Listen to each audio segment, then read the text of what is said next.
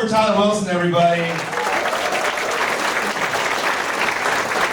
I'm just going to start by saying this. This is the greatest job in the world, and it's only possible because people like you decide to come out and have some fun with us. So please give it up for yourselves for coming out. Really appreciate that. It means a lot. I'm just going to address the looks that I'm obviously getting from the first couple rows. Yeah, I kind of look like a fat Elon Musk. Okay, forget you, dude. You laughed way too hard at that. It hurt my feelings, dude. Can I ask you guys something? Which part is worse? Is it the fat part or is it the Elon Musk part? Elon Musk. It's the part I can't change. Really appreciate that, guys. Guys, take note. Better to be a little chubby than to look like the richest man in the world. Do you know how weird you have to look to be the richest man in the world? And women are still like, nah, never. I would say, even though I look like Elon Musk, I'll say this, I look great for my age. How old do you think I am? 35? How old do you think I am? 3? 30?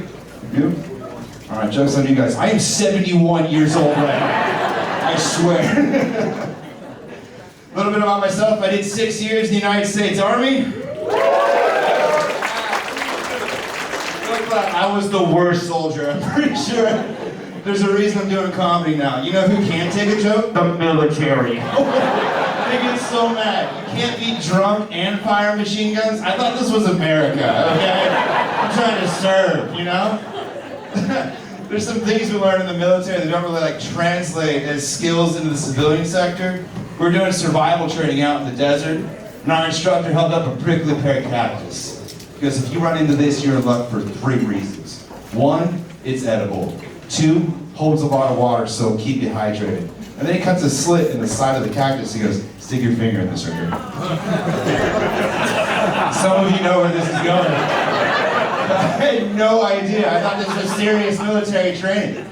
So I put my fingers in this cactus and I immediately knew the United States government just taught me how to make love to a cactus.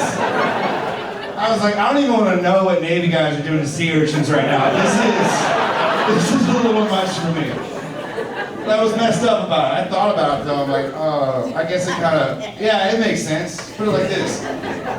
Aren't those the kind of guys who are fighting your wars? A guy that could look at a cactus and be like, it's possible. Like, dude, those dudes win wars, dude. I remember recently there was a bunch of hype about the draft. Something about the draft was in the news recently. I don't know if you guys saw that. The draft usually ages 18 to 35. I know the government, they're smarter than we think.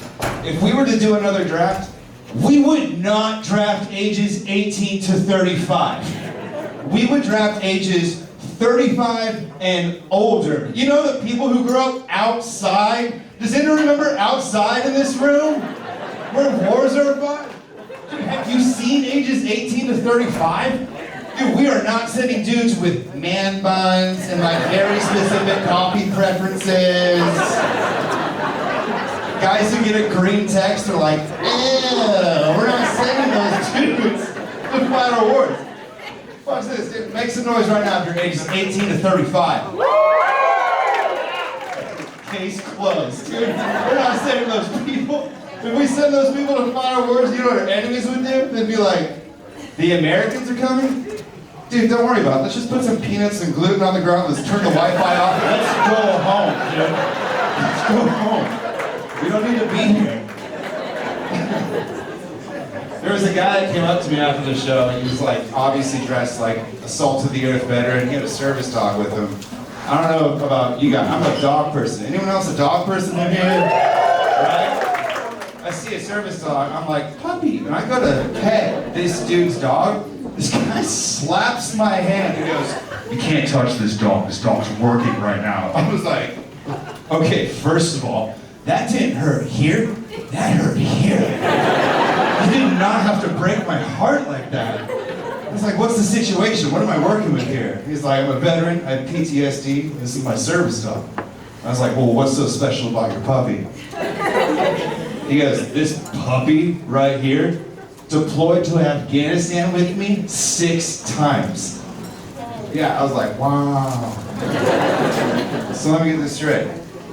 You're a veteran with PTSD, and you need help from a doggy that also has PTSD? Does anyone see the inherent danger on doubling down on that situation? Can you imagine that dude's house on 4th of July?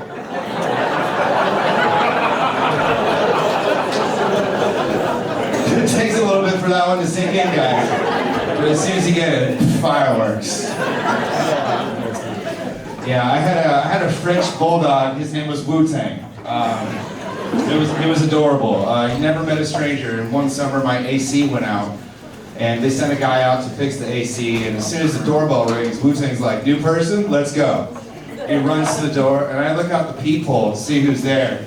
And the only thing that I see is a Confederate flag hat, overalls, no shirt underneath, sunburn. I was like, Myrtle Beach just showed up to my doorstep right now.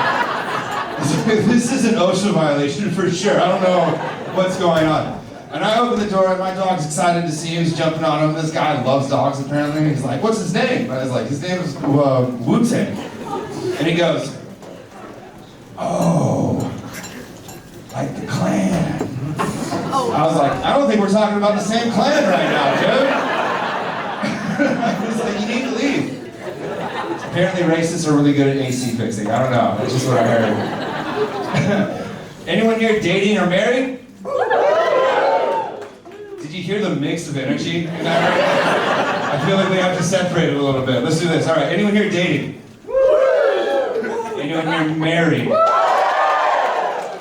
they're contractually obligated to react like that. I figured it out. The difference between dating and married is when you're dating, you're seeing someone up until the point of where they know too much. And as soon as they know too much, that's when you marry them. Because you know what? If you're not forced to testify against me at a court of law, that's true love. That's what that is. Where are my ladies at tonight? All right, ladies, I'm going to say something. I'm going to say a little fact that I learned about dating. If you agree with what I say, I just need you to lose your minds and make some noise for me, all right? Here it goes. When it comes to dating, women want one thing more than most things from their partner, and that is this: good communication. The funny thing is, guys have no idea what that means. When guys hear good communication, we think verbal, using words, right? But with women, it's everything you do, dude. It's body language, it's breathing patterns, it's tone. I got in trouble 2 weeks ago for the tone in which I put my fork down on my plate.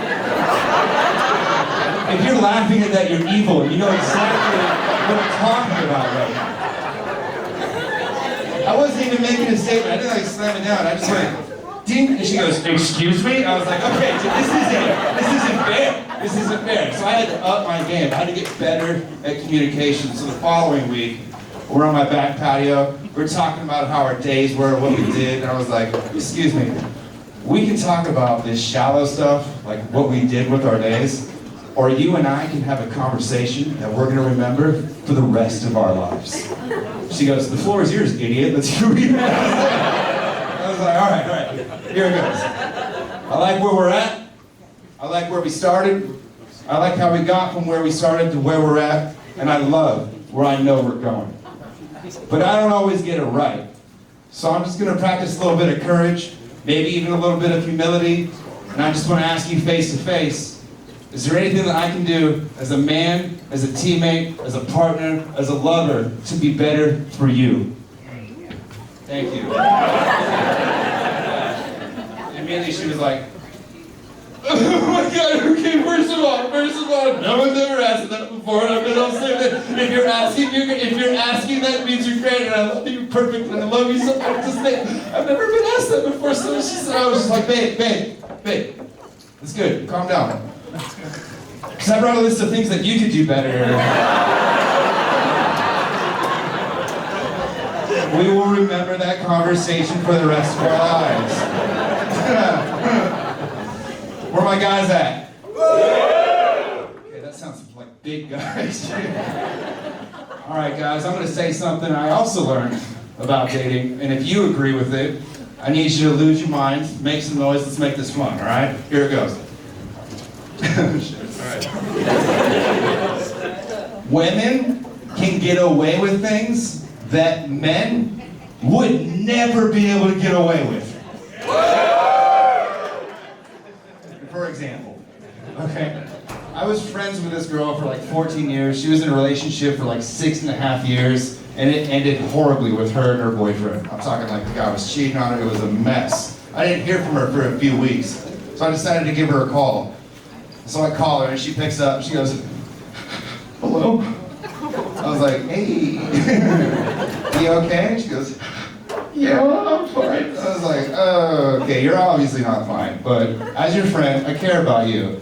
And I know it's probably hard right now. I know you probably don't know what to do, and you probably feel a little bit lost, but just wanted to let you know, like, you have to have a plan. You can't just sit there and wallow in your pain. You have to have a plan to move forward. You have a plan. And she goes, I have a plan. I'm just gonna be a temporary lesbian to protect my heart. I was like,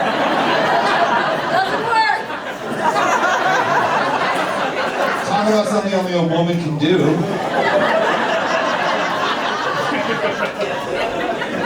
If I got broken up with,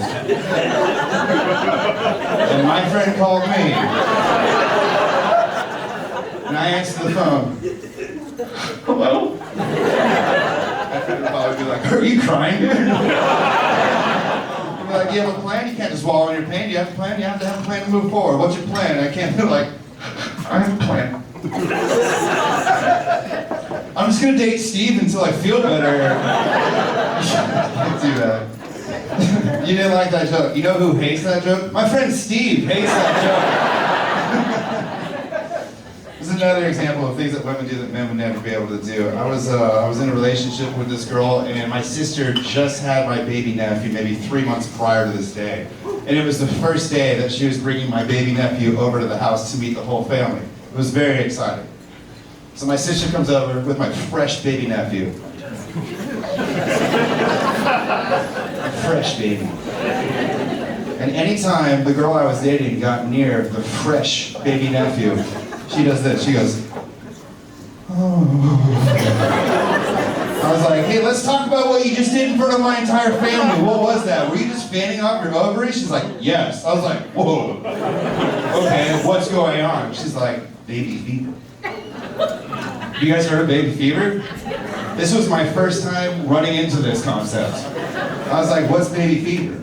She goes, well, anytime I get near a baby, it just makes me really want a baby. I was like, are you telling me that this fresh baby nephew is making you horny right now? Is that what's going on? And she didn't skip a beat, she goes, yes. I was like, wow. Talk about something only a woman can do. If I was over at my girlfriend's house,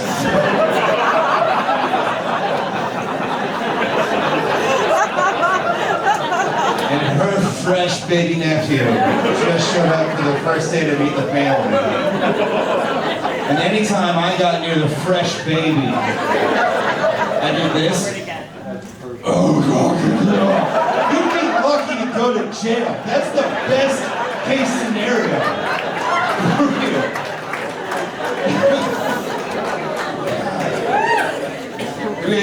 Are we drinking tonight? Are we drinking? I love that. Let's do the math real quick.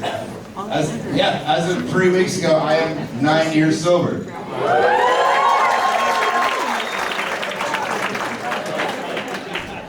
From drugs, let's party tonight, let's do this. Anyone here a fan of cannabis? That's more cocaine energy if you ask me. Have you guys noticed the differences between alcohol and weed? The difference between alcohol and weed is this. Alcohol makes doing very dangerous things seem really funny. And weed makes doing very safe things feel extremely dangerous. Let's go with an example for alcohol, right? Hey, has anyone in this room gone axe throwing?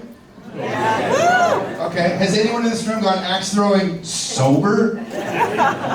That's what I thought. You don't axe throw sober, you wait till you're drunk. You're like, this is how countries get made, dude. I feel like Conan the Barbarian. Or Xena the Warrior Princess, whatever you want. Weed's different. Weed, you could be doing something completely safe. You could be going 30 miles an hour in a 25 on a school day during school hours in a school zone. And you're like,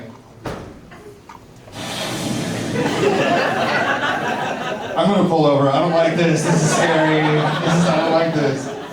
And another example, if you're drunk and you see a blender, you're like, who wants margaritas? And if you're high and you see a blender, and you want a smoothie, you're like,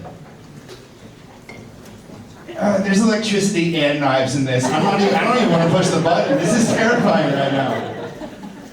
And then another thing I ran into out here, I'm from California originally, and when I first got out here, there was something I couldn't wrap my head around. Has anyone here heard of the Delta 8? Anyone heard of the fake weed? Anyone heard of the fake weed in North Carolina? Delta 8? You know what it reminds me of? Do you guys remember Four Locos? Yo, Delta 8's got Four Loco energy. This is like, do we know what it is? Nope. Does it work? Yes. Oh my God, does it work? Everyone's using it, no one knows what it is. You know what that's a recipe for? 20 years from now, we're all gonna be watching TV, and some dude in a cheap suit is gonna step on screen like, did you smoke Delta 8?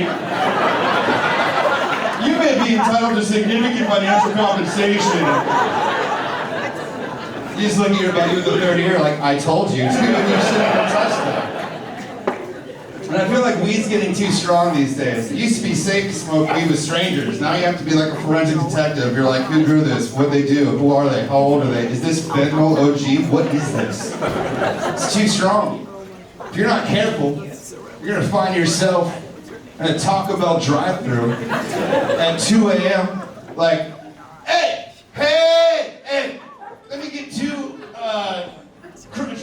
crunchy, chicken, cheesy, chupacabras. And they'd be like, please hold on, I know exactly what you want. You just wake up the next morning covered in peanut butter and hot Cheeto dust next to a prickly pear cactus. Alright, I got one more joke. Let me get out of here. You guys having fun? Yeah! So I did a joke for the women, I did a joke for the men. I think this is a joke for everyone. So I'm going to say something I just learned in life in general. And if anyone in this room agrees with what I'm about to say, lose your minds, make some noise, let's have some fun, okay? Here it goes. There are way too many stupid people in the world. You don't believe me? Go to any comment section on the internet. You'd be like, if this person was any dumber, we'd have to water them twice a week and make sure they get plenty of sunlight. It's bad. And I thought about it. I'm like, well, okay, well maybe stupid people these days aren't stupid because they don't know things. Maybe stupid people these days are stupid because they just know so much stuff that just does not matter. We are bombarded every day with information from social media, internet, TV, radio, if people still listen to the radio. It's everywhere. It's nothing but people shoving information down our throats. And when you compare and contrast what you know with what you don't know, you get a really good idea of where you stand. So I brought some questions to see how we're doing as a room. Alright, finish this jingle for me if you can. Nationwide, it's on your side. Who was the 6th president? Okay, 0 for 1's not bad, okay? I got 2 more examples, guys, and I'm just gonna say this. If you think you know the answer, don't ruin the joke and shout out what you think the answer is. I'm gonna go over all the answers at the end of this joke, okay? We got 2 more, okay? Finish this one for me if you can. We are farmers. What the hell did you just say? What? Who invented the internet? The thing we use every day. Okay, 0 for 2. Okay, 0 for 2. Guys, look, we have 1 more, okay? And I'll say this, if we get 1 out of 3, we're still back at 333. That's pro level, okay? We're gonna be fine. I have faith. We're gonna do this. Finish this jingle for me if you can. For the best insurance rates online, go to the General and... Sir, in what year did the United States switch from the gold standard to the petrodollar?